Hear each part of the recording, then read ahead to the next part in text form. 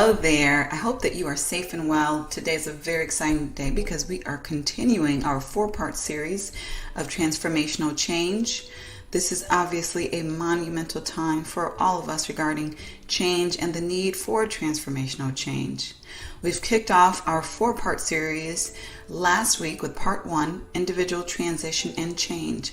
In this video, we will address part 2, steps to developing an effective change leadership strategy. And then next week, we'll address the pitfalls to avoid in leading change successfully. Lastly, we will address in that 4th week the ways to increase change maturity throughout our organizations. So today's topic is very important because any change management starts with a change strategy that comes from leadership. If the change strategy is faulty, any attempt to effectively manage that change will encounter problems. The change leadership strategy is the foundation of the house that is built through change management. If you've ever seen a structure built before, then you know that a faulty foundation will lead to critical problems throughout the building of that structure. So there's 9 very important elements to address when developing the change leadership strategy, and we're going to get into those right now. So number 1 is understanding your burning platform. That's the reason why you need to make that change happen. Understand the burning platform and, metaphorically speaking, how much fire really and truly actually exists. The burning platform is the largest reason for the change. It implies that there's serious danger if that change doesn't happen, and that obviously if it does happen, it's going to be significant benefit. Number 2 is ensuring that the vision and related goals for that change are clear to you and clear to everyone who is going to need to be a support in making the change happen. Borrowing from the wise words of Kotter, there are certain checklists that are needed to ensure that your vision is clear and it makes sense. So making sure your vision is clear and it makes sense includes ensuring that it's simple to understand and it's clearly focused on a specific direction or thing. It is communicable. So that means it's clearly and able to be communicated to others in a way that they easily understand. It is imaginable. It's a believable idea is what that means. If you cannot get others to believe in that idea, then how are you going to get them to participate in it, to support and contribute to it? It takes more than one person to make an organizational transformation happen. And it is desirable. That means that people see what's in it for the organization. And hopefully they see what's in it for them. They can see the benefits. It is feasible. And that means that the vision is doable. So it's not just benefits that are tied to it, but they know you've done your due diligence, you've done your research to ensure that this vision can actually be implemented in a reasonable way successfully. And lastly, you want to ensure that your vision is flexible. A vision is an idea, it's a picture. It's not the implementation itself. So when you're embarking on something new, then you must expect that unexpected to happen. You must anticipate the need to adapt and be flexible.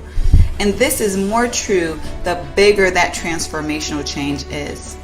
So number 3, as far as the strategy steps that are needed for change leadership, all alternatives should be identified. Sometimes as leaders, we want to know exactly what we want to do, and we don't want to see any B or C option. And that's fine if your mind is made up, but you want to be educated on those alternatives. You want to ensure that those alternatives have been vetted and compared to the present vision, compared to based upon costs and benefits. You want to do your due diligence, your analysis to ensure that the organization is truly making the best decision and is prepared to address that inevitable skepticism that will arise with almost any transformational change within an organization. Number 4, the sponsors for the transformational effort need to be identified, present, powerful, and known. So these sponsors are champions, and they are heard in order to gain influence and to gain support that is going to be needed. For an organization to make a change that affects the entire workforce, sponsors need to lead that change. Those sponsors need to be well respected, have authority within the organization. Such important authority often includes positioning authority, like a COO, for example, financial authority, like a CFO, or a leader with a significant P&L to support. In this sense, the people respect different elements of authority, and that will help to gain the support that is needed, especially from SMEs throughout the organization, and to buy the right resources that will be needed. The presence of the right sponsors in a change effort can and often will make or break the success of a change. Number 5 in change leadership strategies is the potential investment is very clear. So anyone who has led an enterprise-wide organizational change know that the costs and investments required will fluctuate, oftentimes beyond the initial prediction. So this is why the agile approach is often so popular. However, when we do our due diligence, we can often be at least in the ballpark of what the cost will be. We want to ensure that those investments are aligned with the ballpark costs of what the change will require. And of course, contingency resources are always beneficial for anyone leading transformational change. Given that, we want to understand what the investments will be that are going to be necessary for the change to happen. So this includes the time that will be required, how many people will be needed to work on the effort, what technology will be needed to make it happen, and ultimately what money investments will be needed for success. And number 6 is similar to the sponsors. You will need to choose your entire change team very wisely. The team will typically be made of many teams. You will have the project team that are very hands-on, an advisory team who provides that thought leadership. You may want to ensure that you have the right subject matter experts on these teams, executive teams that will serve as governance, ensuring that regulatory issues and alignment with the overall organization strategy is there.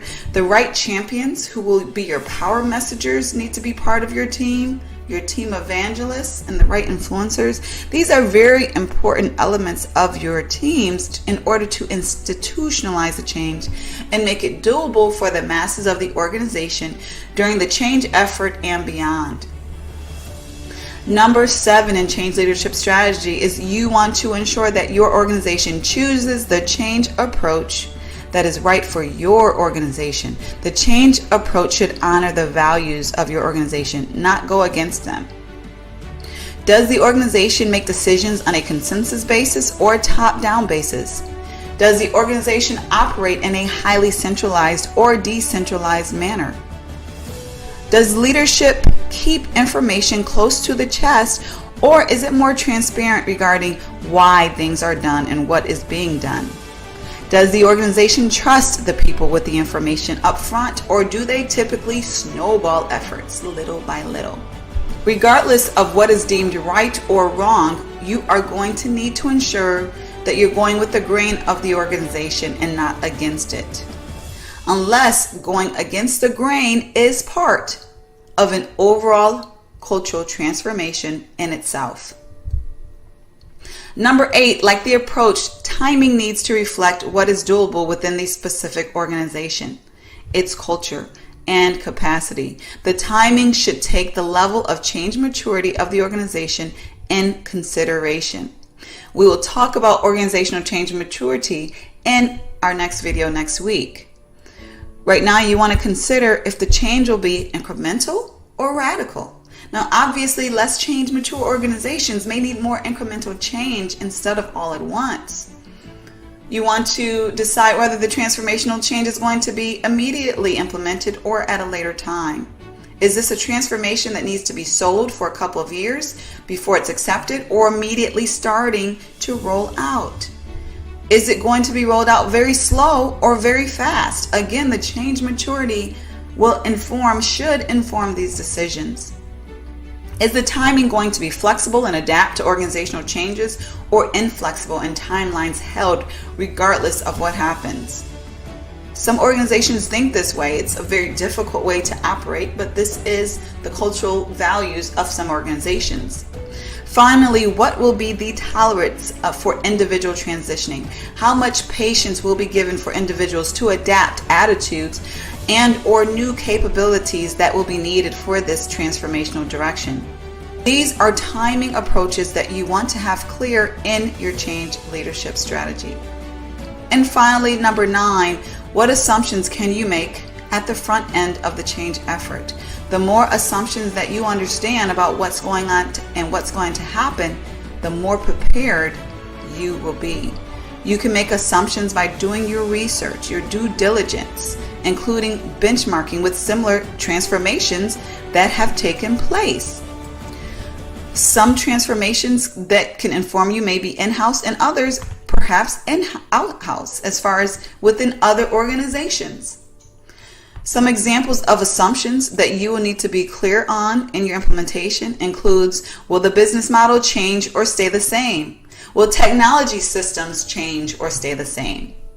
Will processes change? Will departments be reorganized? Will you need to augment your workforce? And what about customer training? Well, the customers need to be trained, skilled, and or informed regarding the transformational change that is happening within your organization. Employee training, is that going to be needed? What are the planned business interruptions? What are the unplanned business interruptions? Will there be a specific dollar limit to making this change happen? Will there be a specific time limit? So your assumptions can obviously be endless based upon the needs of your organization, but you do want to be clear regarding what they are. So these are the 9 elements that are necessary for a comprehensive, effective change leadership strategy.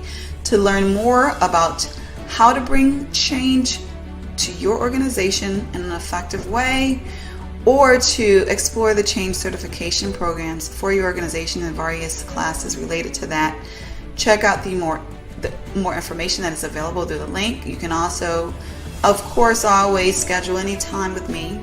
Exploratory session is available complimentary through the links that are available as well. I wish you the best on your transformational change.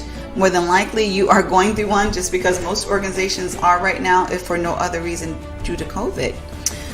Wish you the best. Share this information with anyone who you believe will benefit, whether it's a colleague or a friend, and have a great day. Take care.